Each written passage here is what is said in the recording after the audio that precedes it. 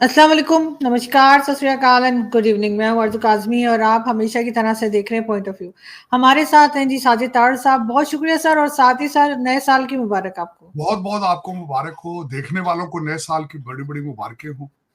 और मैंने खुद नया साल जो है वो दुआओं से शुरू किया है कि जंगें हैं दुनिया के अंदर, लोग मारे जा रहे हैं जो कि हल नहीं है, किसी चीज का भी हल नहीं है। अगर ये देखा जाए कि इतना कत्लो आम करने के बाद हम पीसफुल तरीके से रह पाएंगे, ये पॉसिबल नहीं है। जब भी जंगें होती हैं, कंक्लूड टेबल पर होती हैं, लोग पता नहीं इस बात को समझ क्यों नहीं पा रहे, डायलॉग पे क्यों नहीं बात चलती। इसके पीछे स्पेशल इंटरेस्ट है जो कि मुसलसल चीजों को अब्यूज करता है। दुनिया में मैं जो बिलीव करता हूँ, आरजू, दुनिया की हर जान जो एक जानदार है, जो मूव करती है, वो बहुत प्यारी है, बहुत जरूरी है। और किसी कई माँ का बच्चा, मैं कहता हूँ आज के दौर में वो जाया नहीं होना चाहिए। 2024 जंगों का साल था और इलेक्शन का साल था। और जो सबसे जो इस वक्त जो मेरे लिए परेशानी की बात जो बन रही है आरजू, वो ये है कि इलेक्शन हुए तकरीबन 80 के करीब कंट्रीज के अंदर, लेकिन डेमोक्रेटिक वैल्यूज की डिक्लाइन की वजह से इलेक्शनों के बाद भी अनरेस्ट चल रही है। लोग इलेक्शन के रिजल्ट, या तो फिर हमने डेमोक्रेसी को रिफॉर्म नहीं सही तरीके से किया और डेमोक्रेटिक वैल्यू जो है वो लोअर होती जा रही है, सेटिस्फाई नहीं कर पा रही है। जहां इलेक्शन होते हैं वहां भी अनरेस्ट है, जहां पे इलेक्शन नहीं हो रहे वहां पे भी पता नहीं क्या रिफॉर्म नहीं किया जा रहा। इसके इस वक्त हमारे रीजन के अंदर, मैं अब 2024 पे थोड़ा सा इसको टच करता हूं कि 2024 में हमने क्या किया और 2025 के किस तरफ हम जा रहे हैं, ये दोनों चीजें इसी प्रोग्राम पे। और आज जो सबसे बड़ा इशू इस वक्त चल रहा है अमेरिका के अंदर, ये भी इलेक्शन के साथ है। इलेक्शन के अंदर डोनाल्ड ट्रंप साहब के जब पहला जो उनको फेस करना पड़ रहा है वो H1B वीजा है। इसके ऊपर डायलॉग चल रहा है। लोग रेशल इसके ऊपर जा चुके हैं। लोग रिलीजन को टारगेट बना रहे हैं, जो कि मैं इसको अच्छा नहीं समझता। Religion is a personal matter. मैं इस पे मजीद आगे जाता हूँ। चलें जरा 2024 को देखते हैं। जंगें Russia, Myanmar, Sudan civil war है, शाम की है, अब यमन के अंदर जा चुकी है।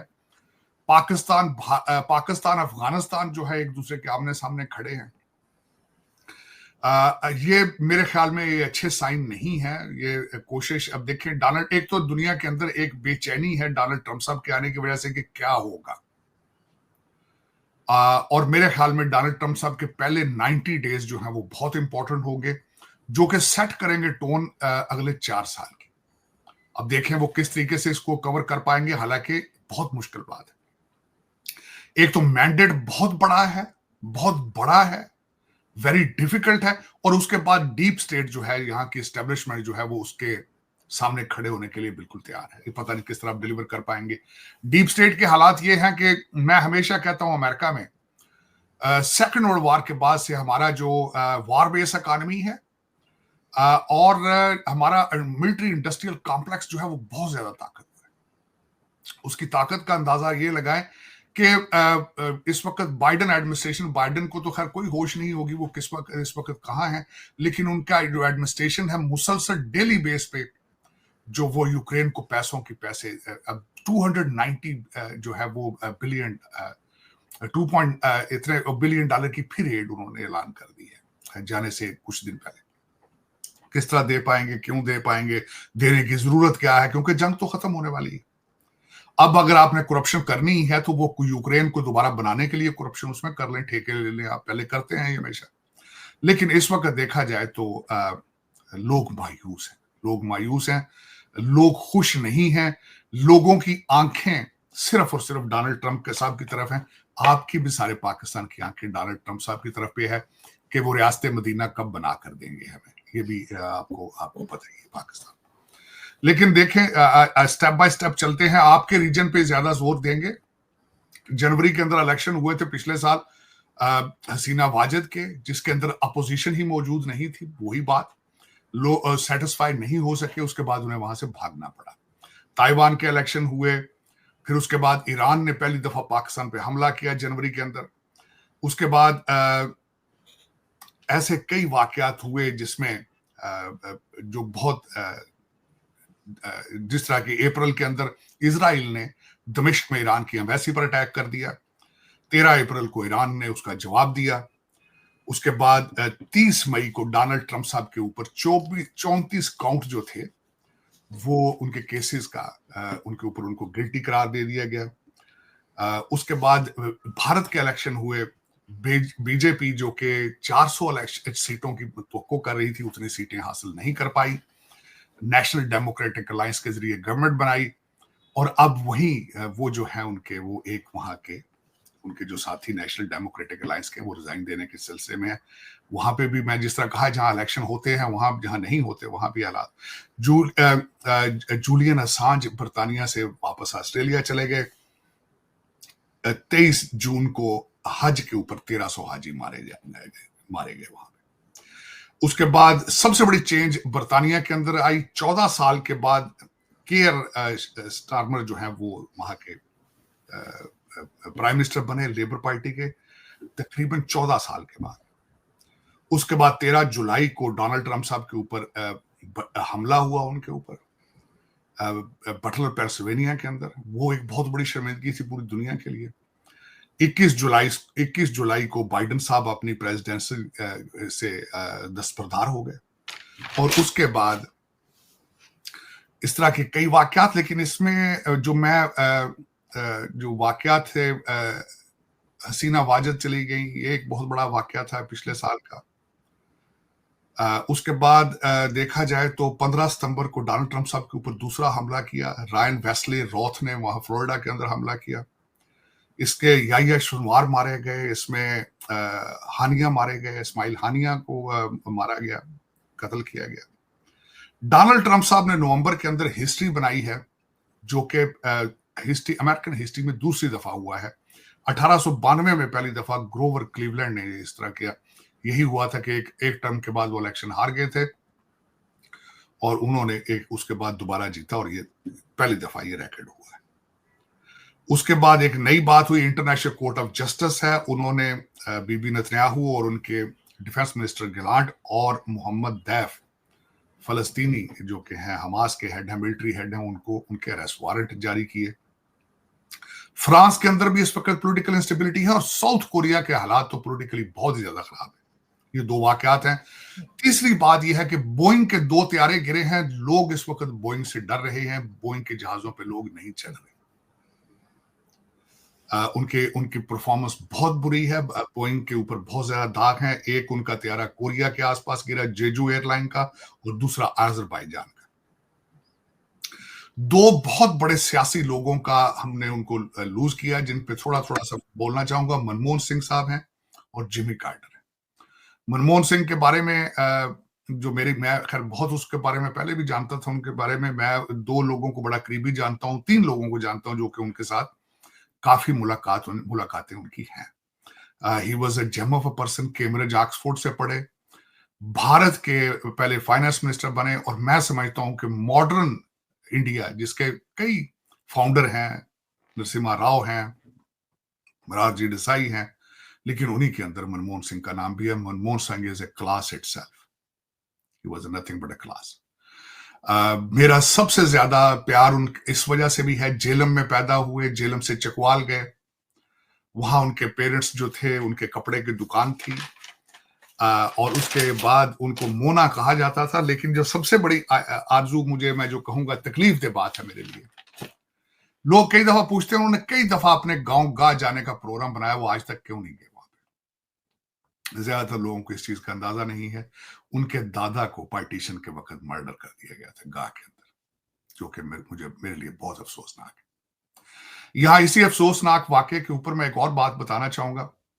आपको पता है कि मेरे बहुत प्यारे दोस्त भाइयों से बेटों की तरह है जसदीप सिंह।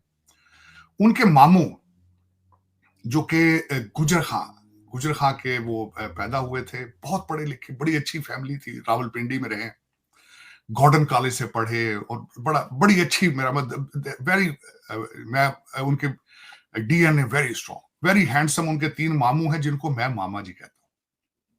मैं ये अपना पर्सनल शेयर करना चाह रहा हूं कि उनमें से 2 की डेथ हुई पिछले कुछ महीनों में। मेरे लिए बहुत इमोशनल था, क्योंकि मेरे लिए बड़ी यादें थी उनके साथ। मुझे वो बेटा ही समझते थे हमेशा, बल्कि वो मुझे जसदीप से ज्यादा प्यार करते थे। और फिर मेरा प्यार ये होता था, मेरे साथ बैठ के तो वो पुठवारी का एक्सेंट था उनका, पाकिस्तानी पंजाबी का, मेरे साथ कई दफा वो उसमें बात करते थे, फिर मैं बिल्कुल उनको अपने सके मामू की तरह समझता था सबको। 3 मामू हैं, 2 फौत हो चुके। आरजू आप सोच नहीं सकते कि जब मैं उनके फ्यूनरल पे जाता हूं मेरे लिए कितना इमोशनल टॉर्चर होता है, क्योंकि वो जब पाकिस्तान से गए थे तो उनकी उम्रें 10-10, 12-12 साल से 15-15 साल की। उनके वालिद साहब का बड़ा अच्छा कारोबार था गुजर खां के अंदर, ड्राई फ्रूट का कारोबार था। They belong to a very good family. मैं सोचता हूं कि कहां के रहने वाले थे, कहां की मिट्टी थी, पहले भारत गए, भारत से अमेरिका आए, सारी जिंदगी माइग्रेशन पे माइग्रेशन। चले अमेरिका तो वो आए, यहां तो अच्छे दिन उनके गुजरे, लेकिन आपने 1947 से हासिल क्या किया है? बिलखुसूस पाकिस्तान के हवाले से, मैं भारत का नहीं कहूंगा, कि आपने 1947 में पार्टीशन की है, उसके बाद आप क्या यहां पे इस्लाम हासिल, आप लोगों को इस्लाम दे सकेंगे? यहां क्या आपने जो एक खौफ पैदा किया था हिंदुओं के खिलाफ, कि हिंदू एक बहुत बड़ी कौम है, हमें सुप्रेस करेंगे, ओप्रेस करेंगे, हमें मारेंगे, हम यहां पे आजादी से नहीं रह सकेंगे, हमारी तरक्की रुक जाएगी, क्या वो तरक्की आप पाकिस्तान में कर सकेंगे? मैं इसके बारे में भी कुछ थोड़ा सा अर्ज करना चाहूंगा कि ये नफरतें ज्यादा क्यों बढ़ती गई। आज से कुछ अरसा पहले जब इस पे रिसर्च मैं करता हूं, मैं आपको पता है एक रिसर्चर हूं, रिसर्च करता रहता हूं। आरजूज एक तो देखे ना, इस्लाम एक फॉरेन रिलीजन था, यहां पे आया, और लेकिन इसके बावजूद भारत जब यूनाइटेड था, यहां पे मुसलमान, हिंदू, सिख, यहां पे मजहब को एक पर्सनल मैटर समझा जाता था, इसके ऊपर लोग रोजाना गले एक दूसरे के नहीं पढ़ते थे। ये मैं 18वीं सदी की बात कर रहा हूं, 17th सेंचुरी, 18th सेंचुरी की बात। वहां पे हिंदुओं के कई फिरके ऐसे थे, मैं बल्कि उसमें एक नाम लेना चाहूंगा, उसको कहा जाता था हुसैनी ब्राह्मण। वो कौन थे? अजमेर शरीफ के आसपास हुसैनी ब्राह्मण थे, वो कौन थे? देखे। उसके बाद मैं ये कहना चाहूंगा कि आरजू, एक दूसरे की शादियां, एक दूसरे के रस्मों रिवाज देख लें, बिल्कुल एक जैसे, एक दूसरे के घरों के अंदर आना जाना था, सारा कुछ था, बिल्कुल नफरतें नहीं थी। लेकिन नफरतों का आगाज जब ब्रिटिश दौर के अंदर सबसे ज्यादा हुआ, पहले तो खैर मुगल भी ज्यादतियां करते रहे, सारे मुगल ठीक नहीं थे, इनमें से कुछ रेडिकल मुगल थे जो कि बहुत जुल्म करते रहे हैं, मैं इस पे बिल्कुल टोटली एग्री करूंगा, मैं उसको डिनाई नहीं करूंगा कभी भी। लेकिन हमारा उनके साथ लेना देना कोई नहीं है, उसकी वजह यह है कि वो तो खुद फॉरेन इन्वेडर थे। और जो इसमें जो मैं बिलखसूस बात करना चाहूंगा, सबसे ज्यादा जो डिवीजन पैदा की गई 1920 के अंदर इलेक्शन ब्रिटिश दौर में कराया गया, और उसमें कहा गया कि मुसलमान सिर्फ मुसलमान को वोट देगा, वो किसी दूसरे को वोट नहीं दे पाएगा। वहां इन्होंने बिल्कुल डिवाइड करके रख दिया। फिर उसके बाद एक चीज जो है, उसके ऊपर कैपिटलाइज किया गया, हिंदू हिंदू से खौफ, हिंदू से खौफ ये कि ये इनकी आबादी ज्यादा है, ये ताकत में ज्यादा होंगे, हमें सुप्रेस करेंगे, ओप्रेस करेंगे। मैं मानता हूं, हो सकता है, हमेशा ही होता है, मेजॉरिटी पॉपुलेशन जो होती है वो माइनॉरिटी जो होती है उसको ओप्रेस करती है, ये this is law of the nature. लेकिन इसके ऊपर कैपिटलाइज करना और इतना इसको दूर खींच कर ले जाना कि वापसी का रास्ता ही ना रहे, और फिर उसके बाद इतना आगे ले जाना कि उन नफरतों में अपने सोच के दरवाजे बंद कर दे, उसके ऊपर इतना कैपिटलाइज करना। इस वक्त 1947 से बाद, उसके बाद एक ऐसा प्रोग्राम है, एक ऐसी चीज है कि भारत बड़ा कंट्री है, हम उनके पास फौज ज्यादा है, वो मारेंगे, ये करेंगे, वो करेंगे, और उस पे हम गुर्बत से गरीब से गरीब तरीन होते जा रहे हैं, जो कि मैं इस चीज से एग्री नहीं करूंगा। इस वक्त अगर देखा जाए उस रीजन के अंदर 2 कंट्रीज जिनके बॉर्डर लगते हैं भारत के साथ, एक बांग्लादेश है, पाकिस्तान है। अब देख ले दोनों के हालात क्या, देख ले। अफगानिस्तान के साथ बॉर्डर है, वो उसके हालात देख लें आप। ईरान के साथ आपके रिलेशनशिप में हमला वो भी इस साल आपके ऊपर कर चुका, पिछले 2024 में। तो देखें, ये इनमें से निकलेगा क्या? मैं ये सोचता हूं इसमें से निकलेगा क्या। इसके ऊपर इस वक्त अगर देखा जाए, जो सबसे बड़ी खबर ये चल रही है, जो कि मैं खुद, मेरे लिए न्यूज थी, आपके आर्मी चीफ शमशाद साहिर जा रहे हैं, बांग्लादेश जा रहे हैं, आप मिलिट्री एक्सरसाइजेस साथ करने लगे हैं, ठीक है, दोस्ती होनी चाहिए, मैं बिल्कुल नहीं कहता कि ऐसी दोस्ती, लेकिन खुदारा पड़ोसियों को आपको कॉन्फिडेंस में लेना चाहिए, उनको बताना चाहिए कि हम अगर जो कुछ भी कर रहे हैं हम आपके खिलाफ नहीं करेंगे। मैं बल्कि यहां तक कहता था पाकिस्तान के पास एक अपॉर्चुनिटी है कि बांग्लादेश और भारत के दरमियान आर्बिट्रेशन करें, सालसी कराएं, इनके हालात बेहतर करने की कोशिश करें। मैं यकीन कर लें अगर ये किया जाए तो इस इलाके के अंदर आसूदगी आ सकती है, बांग्लादेश में भी, पाकिस्तान में। लेकिन सर ये तो बांग्लादेश के साथ होकर भारत से और दूर होने की हरकतें कर मैं रहे हैं। वही तो कह रहा हूं ना कि एक अपॉर्चुनिटी है। मैं एक तस्वीर को और नजर से देखता हूं, ये एक दूसरी नजर से देखते हैं, जो कि मैं जिसमें मैंने आपको अर्ज किया था कि मैं जब हिस्ट्री पढ़ता हूं तो जंगों में से निकला कभी कुछ नहीं। हाँ, इसको कारोबार इस्तेमाल कहते हैं, जंग बहुत बड़ा कारोबार है, जंग बहुत बड़ा कारोबार है, कुछ कंपनियों के लिए बहुत कारोबार होता है। सेकंड वर्ल्ड वार के दौरान जब कंपनियां जिनको ठेके मिले थे फौज के, आज दुनिया की सबसे बड़ी कंपनियां वही हैं, जिस तरह टोयोटा की मिसाल आप ले लें। उसके बाद कई कंपनियां हैं जिनका नामो निशान भी नहीं था सेकंड वर्ल्ड वार के बाद, आज वो फॉर्चून 500 कंपनीज हैं। तो ये कारोबार है, लेकिन खुदारा बच्चों, माओ के बच्चे ना मारो यार। मैं ये कहता हूं, मैं ये नहीं कहता कि तुम जो करो, लेकिन अच्छा कारोबार करो। करना है, जंगों से क्या है? चाइना ने जंगों से इकॉनमी तो नहीं ना उन्होंने अपना बनाया सारा कुछ। 50 साल वो सर नीचे रख के अपना मजदूरियां करते रहे हैं, डुप्लीकेट करते रहे हैं चीजों को जिस तरह भी, लेकिन उन्होंने जंगें नहीं की। लेकिन अब वो भी सामने आ रहे हैं। अब तो उनकी नेवी जो है इस वक्त टक्कर देगी, बिल्कुल अमेरिका को टक्कर देने के तैयार हो चुके हैं वो भी। अब वो भी इस तरह नहीं है ताइवान हम छेड़ते हैं। बल्कि इस हवाले से बात करना चाहूंगा 2025 के हवाले से। दो लोग जो हैं इस वक्त, वो 3 लोग हैं जो इस वक्त डिसाइसिव होंगे 2025 में। प्रेसिडेंट पुतिन होंगे, प्रेसिडेंट शी होंगे, डोनाल्ड ट्रंप साहब होंगे।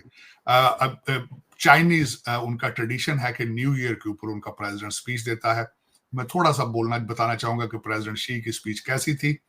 प्रेसिडेंट शी ने लो टोन रखी ताइवान पे, लेकिन घबराहट थी उनको अपनी इकानमी की। उन्होंने बार बार इकानमी का जोर दिया, तो जो उस पर बात की। उसकी वजह यह है, उससे नजर आता है कि उनकी इकानमी स्लगिश है। दूसरा, अगर देखा जाए, डोनाल्ड ट्रंप साहब ने अभी तक अपना ओथ नहीं लिया। उन्होंने अभी तक सिर्फ एक रैली के अंदर स्पीच दी है। उनके सामने 2-4 चीजें हैं, लोग उनके क्या करते हैं। एक्सपेंशनिज्म और इंपीरियलिज्म को वो फरोग देना चाहेंगे, उनकी बातों से नजर आ रहा है। पनामा कैनाल के ऊपर उन्होंने जो बात की, कनाडा को अपनी 51st स्टेट बनाने की कोशिश की, ग्रीनलैंड को खरीदने की कोशिश की। तो लोग ये कह रहे हैं कि इंपीरियलिज्म और एक्सपेंशन इसके बारे में उनके ख्यालात हैं। दूसरा, इकानमी उनके में भी ज़हन है, बार बार वो टैरिफ की जो बात करते हैं, उनके ज़हन में भी घबराहट जरूर है। जंगों की वजह से घबराहट है, इन्फ्लेशन की वजह से घबराहट है, और जो अमेरिका अपनी ग्लोरी लूज कर चुका है पिछले 12 साल में, अपना status of being a sole super power on the planet, उस टाइटल के लिए डोनाल्ड ट्रंप साहब परेशान नजर आ रहे हैं। प्रेसिडेंट पुतिन जो है उन्होंने अभी तक जो देखा जाए, उनका मेन टारगेट इस वक्त सिर्फ यूक्रेन वार है। 20% इस वक्त जो वहां पे, मैं थोड़ा सा आपके देखने वालों को एजुकेट करना चाहूंगा, यूक्रेन का 20% हिस्सा उसके ऊपर इस वक्त रशिया का कब्जा है।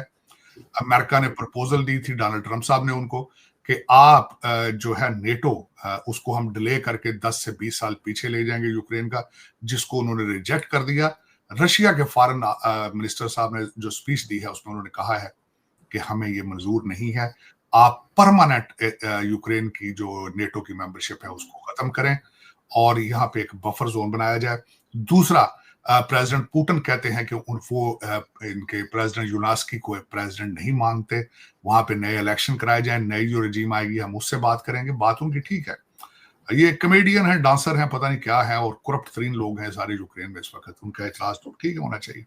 लेकिन जो यूक्रेन है वो कहता है कि हमारे एरियाज हमें वापस दिए जाएं और यहाँ पे यूरोपियन जो फौजें हैं वो आके हमें सेफ्टी की जमानत दें।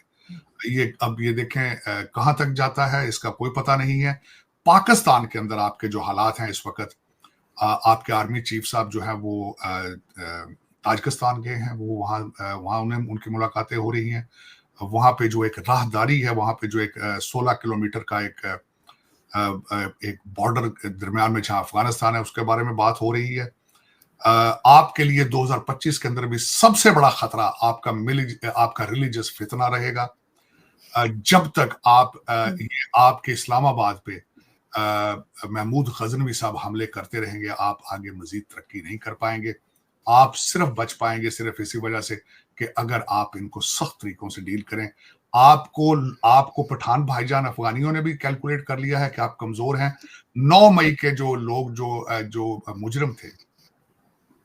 मुलजम थे, जो उनको सजा देने के लिए आपको 1.5 साल लगा है, और आपने सजाएं दें कि जो अब इनको छोड़ दिया है, इनको आपके गुड टू सी यू वाले जज जो है सारे, वो उनको छोड़ देंगे। तो आपका ये मजहबी फितना आपको तबाही की तरफ ले जाएगा। पाकिस्तान का सबसे बड़ा खतरा इस वक्त जो है वो आपका ये मजहबी फितना है, क्योंकि मेरे ख्याल में जो इनके इरादे हैं, जो इनके ख्यालात हैं, उनमें से तरक्की पॉसिबिलिटी नहीं है। मैं उसकी मिसाल देना चाहूंगा। इस वक्त अगर देखा जाए तो प्रेडिक्ट किया जा रहा है कि आर्टिफिशियल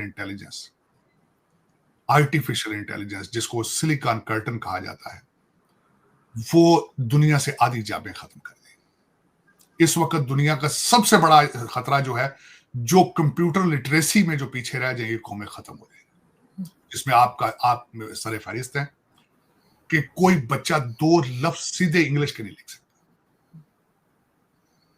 तभी कभी ग्रीस के समंदरों में डूब के मर रहे हैं। आपको मैं इतला के लिए अर्ज करना चाहूंगा, 5 लाख पाकिस्तानी टर्की में इस वक्त है, 5 लाख, और वो मिन्नतें कर रहे हैं कि इनको ले जाओ, खुदा का नाम है इनको ले जाओ। 10,500 ईरान के अंदर बैठे हैं, मजदूरियां कर रहे हैं और रिलीजियस प्लेसेस पे जाके खैरात मांग रहे हैं। इराक के अंदर जहां के बुरे हालात हैं, यहाँ पे ना लॉ एंड ऑर्डर है ना इकॉनमी है, वहां पे भी रिलीजियस प्लेसेस के ऊपर आपके लोग खैरात मांग रहे हैं। तो दर हकीकत जब सोचा ना जाए, मजहब की रट लगाओ। मैं कहता हूं मजहब ठीक है, होना चाहिए, तुम्हारा पर्सनल मैटर है, उसको इकॉनमी की बात करो यार, इकॉनमी किस तरह ठीक करनी है। 3 करोड़ बच्चे जो स्कूल नहीं जा रहे, उनकी कभी इस मुर्शिद पाक के मुंह से लफ्ज निकला है उसके लिए? शहबाज शरीफ के मुंह से कभी आपने सुना है कि उन बच्चों का क्या होगा? कभी जरदारी साहब परेशान हुए उन बच्चों के लिए? और 7 करोड़ भिखारी जो है, उनके बारे में किसी ने भी आज तक बात की? तो सर यहाँ पे इतने भिखारी जा रहे हैं, दूसरी तरफ वो हमारी जो पंजाब की चीफ मिनिस्टर हैं, वो 45 लाख के जोड़े पहन रही है एक फंक्शन में। आरजू, मुझे दुख होता है, 2-3 फेडरल मिनिस्टर मैंने आपके देखे हैं कि जब तकरीबात में बैठते हैं, उनके गले के अंदर स्कार्फ जो होते हैं वो लुई विटान के होते हैं, बर्बरी के होते हैं। शर्म भी नहीं आती इनको कि हम किस मुल्क के हम मिनिस्टर हैं, IMF पे चल रहा है, वेंटिलेटर पर है, और तुम लुई विटान के स्कार्फ किसको दिखा रहे हो यार? इस गरीब कौम को दिखा रहे हो जो सुबह का खा लेती है, शाम की फिक्र पड़ जाती है, तो किसको दिखा रहे हो? लेकिन इस तरह आप देखें, मैं खैर इस पे मजीद का मैं कई दफा इन चीजों पे बोल चुका हूं। लेकिन सर बिलावल भुट्टो का भी ये कहना है कि पाकिस्तान के न्यूक्लियर एसेट्स के ऊपर अमेरिका की नजर है, वापस लेना चाह रहे हैं उसको। कई लोग बात कर रहे हैं कि हटा दिया जाएगा। भाई ले लेंगे वो, आप बेच देंगे, वो ले लेंगे।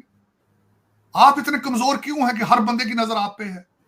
आप इतने कमजोर क्यों हैं? मैं जब से पैदा होकर वहां पाकिस्तान, जब आप पे बात होती है, आप रा को ब्लेम कर देते हैं, मुसाद को ब्लेम कर देते हैं, CIA पे ब्लेम कर देते हैं। अपने आप को ब्लेम क्यों नहीं करते हो यार कि तुम इतने सस्ते क्यों बिक जाते हो?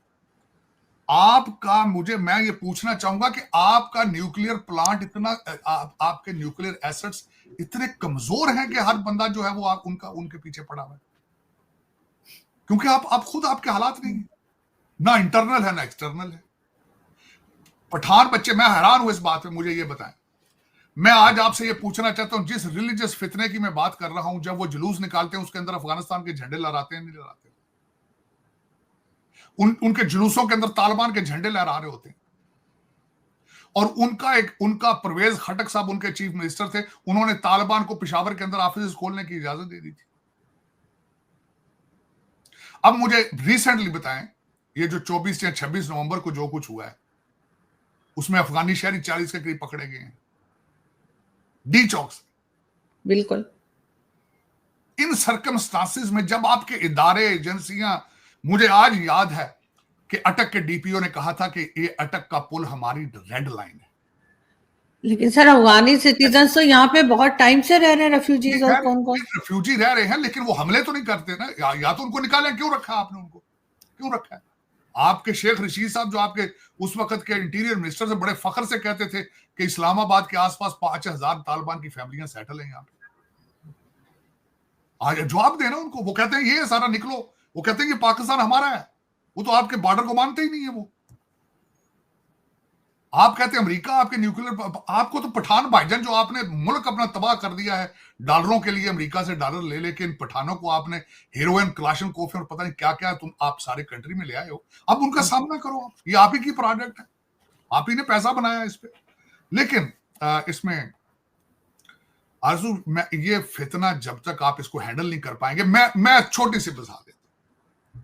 दुनिया की किसी स्टेट, किसी कंट्री में, किसी कंट्री, कीनिया ले लें, अफ्रीका ले लें, जेल के अंदर एक कैदी के साथ 70 बंदा मुलाकात करता है पर एक दिन के अंदर 70 बंदा। कभी किसी कैदी को 2-2 मालिशिये दिए गए हैं कि दिन में सारा दिन उसको मालिश करें 2 लोग बैठ के। कभी हुआ है कि उसको पूरा एक स्वीट बना के दिया गया है 6 कमरों का, जिसके अंदर जिम अलग है, लाइब्रेरी अलग है, और फिर उसको उसके मर्जी का मेन्यू आता है और सारा दिन वो मुगलिया दरबार लगाते हैं। आज आप मुझसे पूछते हैं कि कंट्री आगे क्यों नहीं बढ़ रहा है, वो बैठ के अंदर से बैठ के आपका कंट्री चला रहा है सारा। वो मुझे ये बताएं 2024 में आज आप गूगल करके देख लें सबसे ज्यादा खबरों में कौन था बंदा? वो फितना था। वो डेली बेस पे बीवियां मिल रही हैं यार, या तो फिर सारे कैदियों की बीवियां लाके उनको पेश करो वहां पे। जब जेल जेल नहीं है, अदालतें अदालतें नहीं है, पुलिस पुलिस नहीं है, कितने दिन निकाल लोगे और मजीद? किस तरह लोगों को, दुनिया को बेवकूफ बनाओगे? कितना सा करोगे? सर लोग तो ये भी कह रहे हैं गवर्नमेंट जो है ये खत्म होती हुई दिखाई दे रही है, लेकिन अब नहीं आरजू, ये चले जाएंगे, इनके बच्चे आ जाएंगे।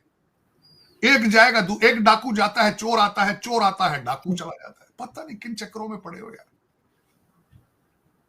मेरे लिए तो दुख ये है कि 1947 में तुम लोगों ने जो किया है उसका रिजल्ट भी तो निकाल के दिखाओ ना। आज 77 ईयर्स हो गए, क्या किया तुमने?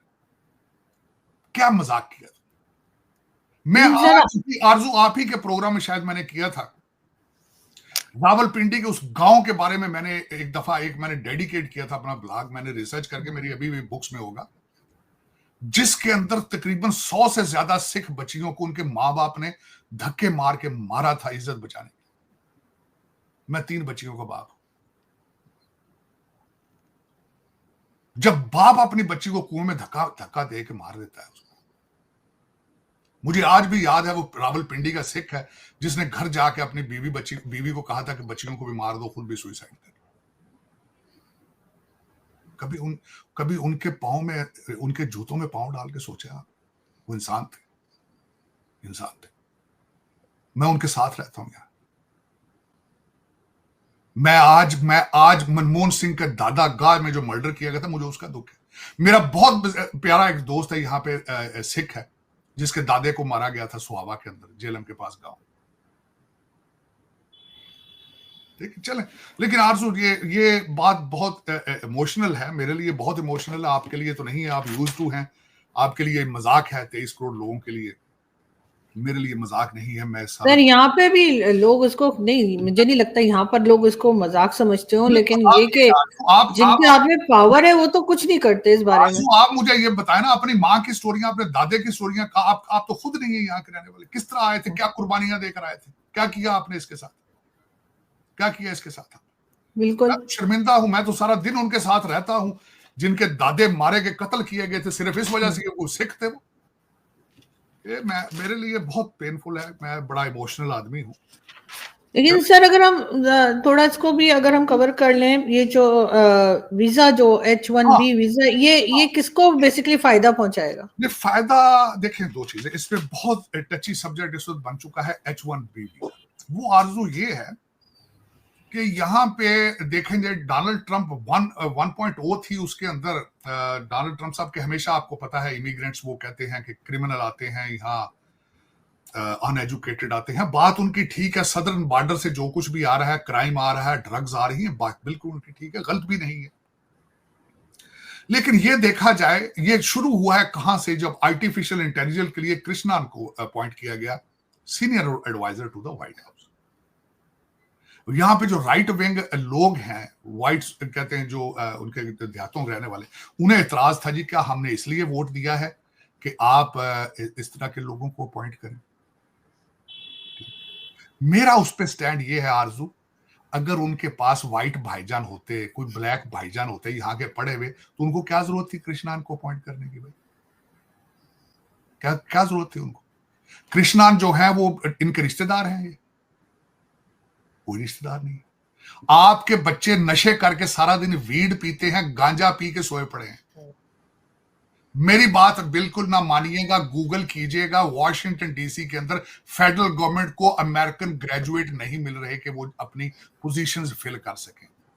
सिंपल बीए नहीं मिल रहे इनको, ये लोग यहां पे, क्योंकि पिछले 12 साल इनको कहा था दम मारो दम।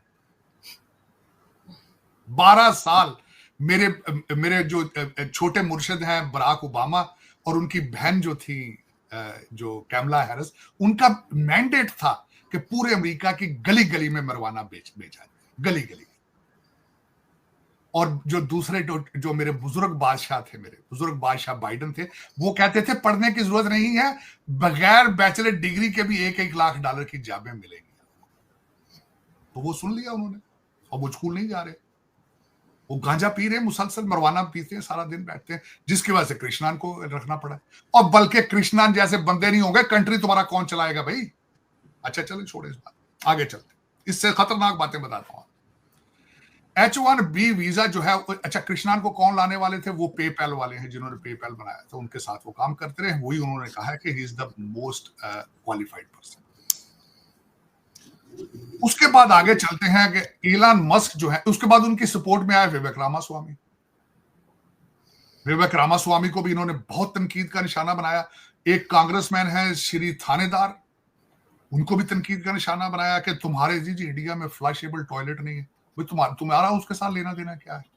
फिर इसके बाद रिलीजन की तरफ ले गए, कहते हैं पेगन रिलीजन, आप पेगन गॉड्स को यहाँ प्रमोट करोगे, तो क्या तुम्हारा रिलीजन जी है? आज टेपे चला रहे हैं यहाँ पे कि विवेक रामास्वामी को एक सवाल कर रहा है कि तुम्हारा रिलीजन अमेरिका के जो अमेरिकन उसके साथ अलाइन नहीं है। यार किसने बताया कि रिलीजन यहाँ जरूरी है? यहाँ कंट्री तुम्हारे पासपोर्ट के ऊपर तो रिलीजन का खाना ही नहीं है। चले आगे चलते हैं। इस वक्त इनकी कैंपेन का सबसे बड़ा पिलर कौन था? इलान मस्क था। वो खुद H1B वीजे पे आया था, वो साउथ अफ्रीका से भाईजान गए कनाडा, कनाडा से यहाँ है। दूसरा अमेरिका चलाने वाले गूगल वाले भाईजान है सुरेंद्र पिचाई। इस वक्त दुनिया का सबसे ताकतवर तरीन आदमी सुंदर पिचाई है। गूगल के बगैर आप सांस नहीं ले सकते आज। वो भाईजान खुद H1B वीजे पर आए थे। दूसरा सेकंड जो इस वक्त मैं उनको ताकतवर तो नहीं मानूंगा, माइक्रोसॉफ्ट वाले सत्या नडेला है, वो भी H1B वीजे पर आए थे। भाई किस किस को पकड़ोगे, किस किस का क्या करोगे? आगे चलते हैं। 50 इन्होंने इसके ऊपर H1B वीजे के ऊपर कैप लगा रखी है 85,000, 85,000। उनमें से 72.3% तो यूज करते हैं इंडिया, दूसरे नंबर पे 11.7% यूज करते हैं चाइनीज। इस वक्त एजेंडा ये बना दिया है इन्होंने कि ये समझते हैं कि ये इंडियन आते हैं हमारी जाबें ले लेंगे। उस नफरत में इतना आगे जा चुके हैं कि यहाँ पे एक सर्वे कराया गया है आरजू कि आपको इलीगल मैक्सिकन चाहिए या पढ़े लिखे इंडियन चाहिए, तो 82 जो हमारे जो हैं लोग अमेरिकन, उन्होंने कहा जी हमें इलीगल मैक्सिकन पसंद है इंडियन से ज्यादा। तो फिर चलवा लो उनसे, कंट्री चलाओ। मैं तो कहता हूं ये तुमको पता चलना चाहिए। इलान मस्क की अपनी कंपनी टेस्ला के अंदर 700 एम्प्लॉय जो है H1B वीजे पर हैं। खैर अब इस पे बैकफुट पे है। इस वाक्य के ऊपर डोनाल्ड ट्रंप साहब ने ट्वीट फरमाया है कि मेरी तो भाई अपनी कंपनी के बहुत मुलाजिम जो हैं, कई लोग H1B वीजे पर हैं, इट्स अ गुड प्रोग्राम, लेकिन इसको रिवाइज करेंगे। इस वक्त अगर देखा जाए तो ये प्रोग्राम मेरी नजर में जो है, इसको वीजा वार के अंदर ये इट्स नॉट वर्किंग। वो इसलिए कि जब भारत से लोग आते हैं या जहां से भी आते हैं इस वीजे पे, ग्रीन कार्ड होता है, ग्रीन कार्ड के पास सिटीजनशिप होती है, ग्रीन कार्ड के लिए 20-25 साल की। और दूसरा डोनाल्ड ट्रंप साहब का जो माइंड सेट है, आपने देखा होगा, उन्होंने आज से कुछ हफ्ते पहले इस जंग से पहले, इस खबर से पहले उन्होंने ऐलान किया था कि हम जो बच्चा यहाँ से ग्रेजुएट करेगा स्कूलों से, हम उनको ग्रीन कार्ड देंगे। तो अगर ग्रेजुएट को ग्रीन कार्ड देंगे तो जाहिर है H1B वालों को भी ग्रीन कार्ड देंगे, वो तो पहले ही ग्रेजुएट होके आ रहे हैं पीछे से। लेकिन इसका होगा, इसमें कोई शक नहीं है। लेकिन जो इसके अंदर इन्होंने रेस और रिलीजन को इन्वॉल्व किया है, मुझे उस पर तशवीश है, गलत किया है इन्होंने। विवेक रामास्वामी, मैं बहुत मुतासर हूं उनसे, उनकी तालीम से, उनकी विजन से, और उनकी एज से और उनकी परफॉर्मेंस से। और अमेरिका की मेरी नजर में खूबसूरती इसी तरह के इमिग्रेंट है, इसमें कोई शक नहीं है। डोनाल्ड ट्रंप साहब तो खुद पोते हैं एक इमिग्रेंट के। इनका जो दादा था वो तो खुद बार्बर था, वो यहाँ पे आके वो रियल एस्टेट जो था उसमें इन्वेस्टमेंट उन्होंने की। तो ये पॉसिबल नहीं है कि आप एक इमिग्रेंट को दूसरे इमिग्रेंट जो है। मुझे एक दफा एक इमिग्रेशन के ऑफिसर ने फिलाडेल्फिया एयरपोर्ट पे मुझे बड़ा उसने तंग करने की कोशिश की, तो मैंने उसका लास्ट नेम पढ़ के अंदाजा लगा लिया था इटालियन है। तो मैंने उसको कहा था भाई तेरे दादे में और मेरे में कुछ सालों का फर्क, मुझे इतना तंग ना करो भाईजान, आप मेरे से ज्यादा तकड़े अमेरिकन नहीं हो, क्योंकि आपका दादा यहाँ आया था और मैं आया हूँ, दोनों इमिग्रेंट थे। तो प्लीज आप अच्छी सी किताब ले लो $10 की हिस्ट्री की और अमेरिकन हिस्ट्री। बिल्कुल ऐसा ही होता है सर, आपके साथ वो बहस करके पछताया ही होगा डेफिनेटली, क्योंकि आपके पास इतनी लॉजिक होती है। कभी बॉर्डर पे इमिग्रेशन वालों से, दूसरों से अपनी लॉ की डिग्री का टेस्ट लेता रहता है, चेक करता रहता हूँ कि मेरा नॉलेज अप टू डेट है या नहीं। बहुत शुक्रिया कि आपने आज ज्वाइन किया, thank you so much sir. एक दफा 2025 की बहुत बहुत मुबारकें। 2025 अच्छा साल होगा, क्योंकि 5 हिंसा अच्छा साल, मुझे 5 और 7 और 9 ये 3, 7 और 5 मेरे फेवरेट हैं। 5 2025 अच्छा होगा। अपना ख्याल रखिएगा, पड़ोसियों का ख्याल रखिएगा, दोस्तों का ख्याल रखें, गरीब लोगों को देखें और हर एक को झुक के मिला करें, नमस्कार, सत श्री अकाल, सलाम कहा करें। प्यार मोहब्बत के अलावा दुनिया में कुछ नहीं, खुशियां आपके अंदर मौजूद हैं, उनको ढूंढने की कोशिश करें। मैं आप सबके लिए दुआ करता हूं, and I love you dearly. Thank you so much sir, बहुत शुक्रिया, थैंक यू।